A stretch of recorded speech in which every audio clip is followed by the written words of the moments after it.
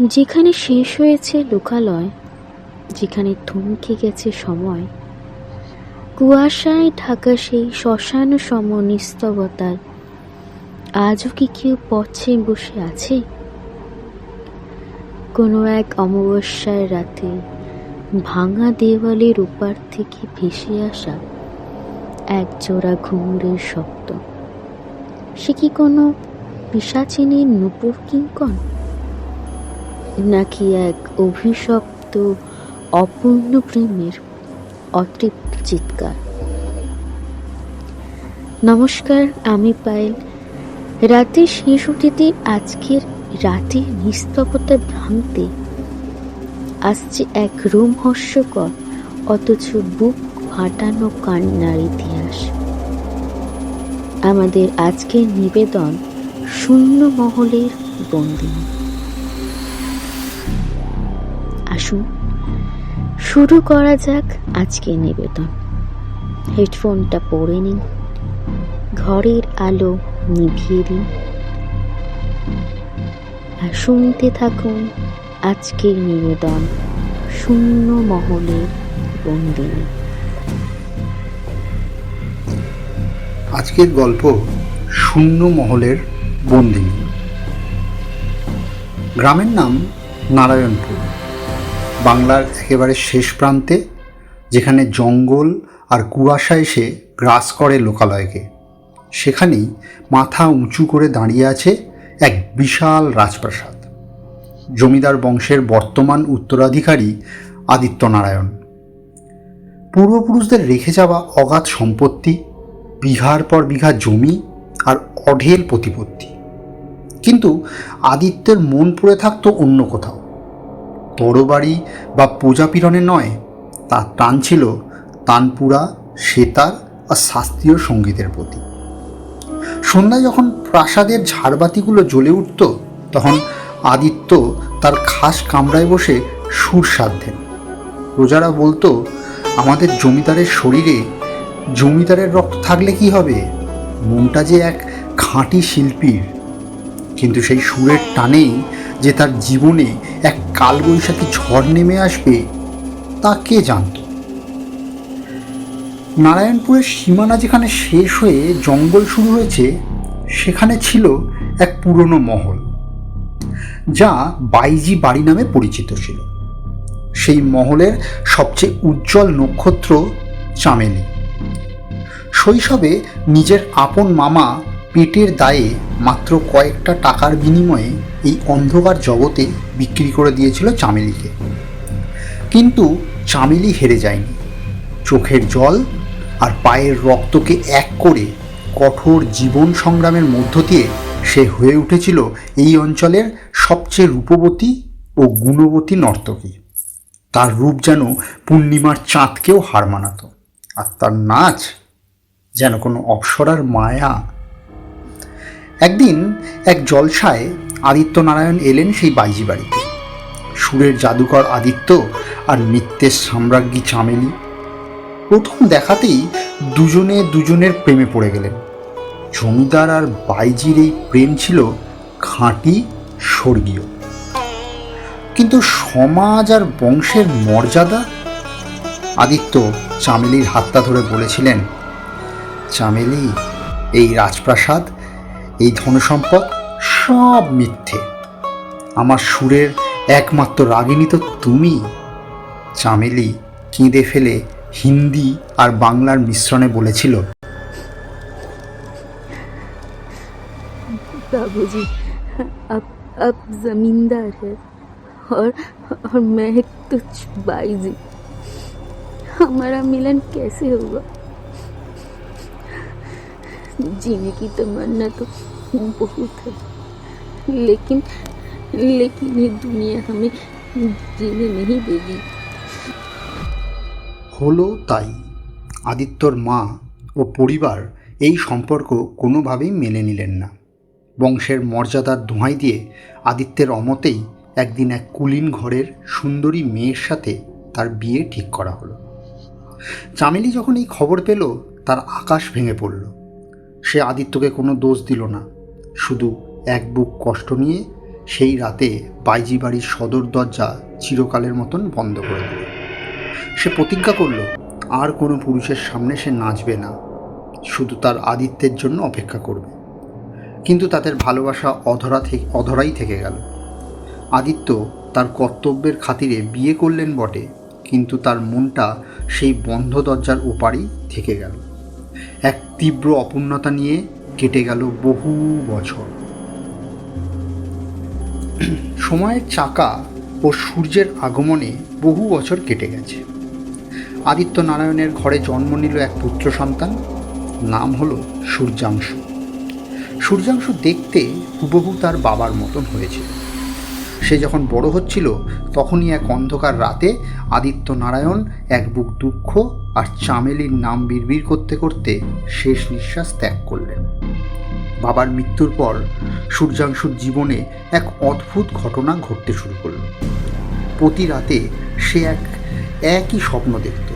একটা অন্ধকার ধুলো জমা রাজমহল, সেখানে ঝাড়বাতি জ্বলছে, আর এক রূপসী নারী পিঠ ফিরিয়ে ঘুঙুর করে নাচছে।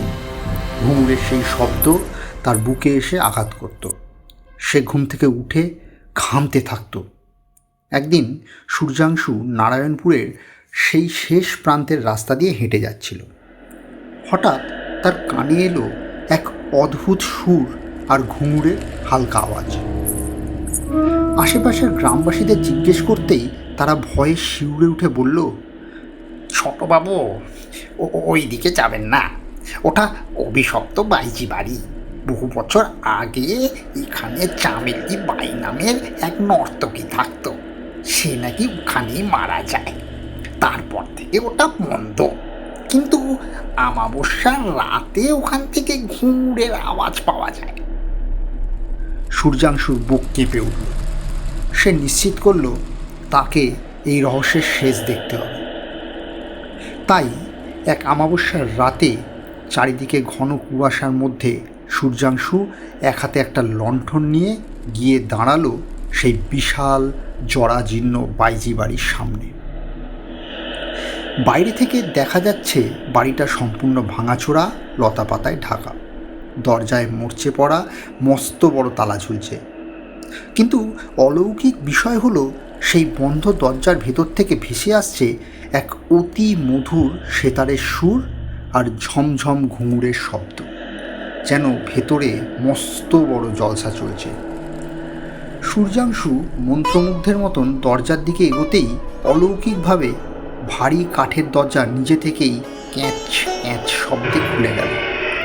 ভেতরে পা রাখতেই সূর্যাংশু স্তব্ধ হয়ে গেল। বাইরে যা ছিল জরাজীর্ণ, ভেতরে ঢুকতেই তা বদলে গেল এক আলো ঝলমলে রাজমহলে। জ্বলন্ত ঝাড়বাতি, সুগন্ধি আতরের গন্ধ, আর সামনে মখমলের ফরাসের উপর বসে আছেন শ্রোতারা। কিন্তু ভালো করে তাকাতেই সূর্যাংশুর রক্ত হিম হয়ে গেল। সেই শ্রোতারা কেউ জ্যান্ত মানুষ নয়, তারা কঙ্কাল আর মায়াবী মূর্তির মতন বসে আছে। তাদের চোখ দিয়ে রক্ত ঝরছে, কিন্তু তারা হাততালি দিচ্ছে। আর আসরের মাঝখানে লাল বেনারসি পরে ব্যাকলাইটের আলোয় এক অপরূপ সুন্দরী রমণী নাচছে। তার মুখের অবয়ব স্বপ্নের সেই মেয়ের মতোই। মেয়েটি নাচতে নাচতে ঘুরে সূর্যাংশুর দিকে তাকালো। তার চোখ দুটো স্বাভাবিক মানুষের মতন নয়, তাতে এক অদ্ভুত অতি প্রাকৃতিক উজ্জ্বলতা। সূর্যাংশু ভয়ে পিছোতে গেল, কিন্তু তার পা দুটো যেন মাটিতে জমে গেছে। হঠাৎ চারিদিকের আলো নিভে গেল। শুধু একটা মোমবাতির আলোয় দেখা গেল সেই রমণী সূর্যাংশুর ঠিক পিছনে এসে দাঁড়িয়েছে। সে আলতো করে সূর্যাংশুর কাঁধে হাত রাখল, বরফের মতন ঠান্ডা সেই হাত। সে অশ্রুভরা চোখে পরম মমতায় সূর্যাংশুর মুখের দিকে তাকিয়ে ফিস ফিস করে বলল, तुम आ गए आदित्य। देखो देखो, मैंने अपना वादा निभाया। मैंने किसी और के लिए ये घूर नहीं बांधा। मैं सिर्फ तुम्हारा इंतजार कर रही थी। সূর্যাংশু ভয়ে কাঁপতে কাঁপতে বলল, তুমি কে? আমি আদিত্য নই, আমি সূর্যাংশু। আদিত্য নারায়ণ আমার বাবা, তিনি তো মারা গেছেন। এই কথা শুনে সেই নারী অর্থাৎ চামেলির অতৃপ্ত আত্মা স্তব্ধ হয়ে গেল। তার চোখ দিয়ে রক্তের বদলে টপ টপ করে অশ্রু ঝরে পড়তে লাগলো। চারিদিকের সেই মায়াবী রাজমহল মুহূর্তের মধ্যে আবার ধুলোবালি আর কঙ্কালের খাঁচায় পরিণত হলো। চামেলি ডুঁকরে কেঁদে উঠে বলল,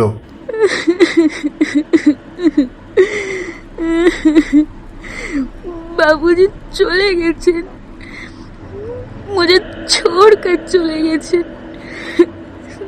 ना ना, ये नहीं हो सकता। जो दिल में था वो तो कभी दूर नहीं गया।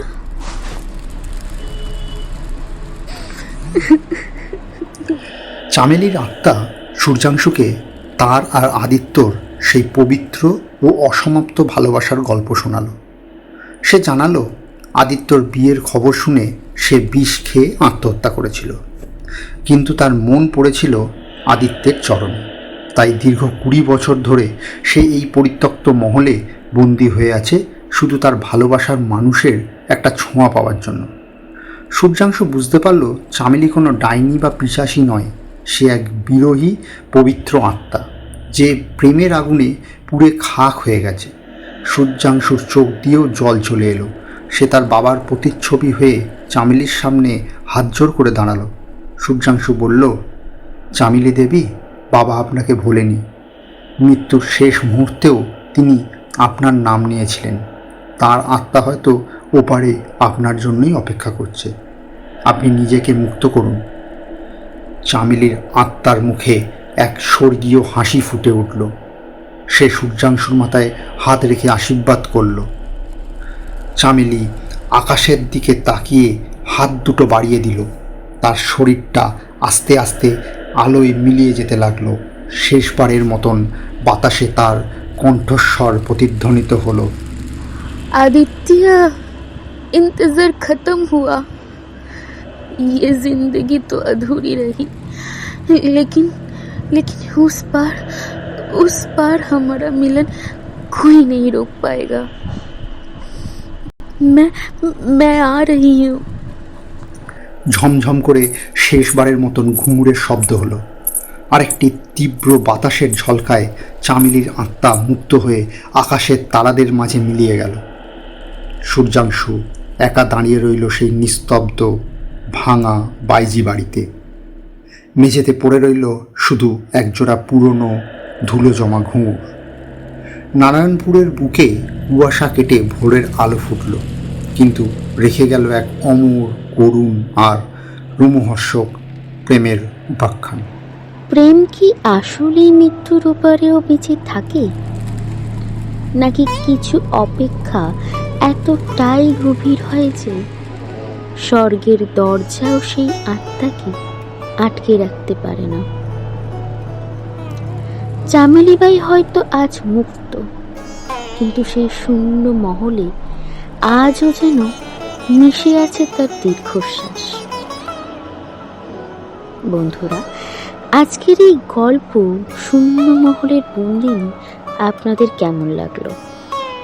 চামেলির এই আত্মত্যাগ আর আদিত্যের প্রতি তার ভালোবাসা কি আপনাদের চোখে ভিজিয়ে দিয়ে গেল? কমেন্ট বক্সে আপনাদের অনুভূতি অবশ্যই জানাবেন। গল্পটি ভালো লেগে থাকলে একটি লাইক এবং বন্ধুদের সাথে শেয়ার করতে ভুলবেন না। আর রাতের এই রহস্যময় সফরের নিয়মিত সঙ্গী হতে এখনই সাবস্ক্রাইব করুন আমাদের চ্যানেল। তো আজকের মতন বিদায়।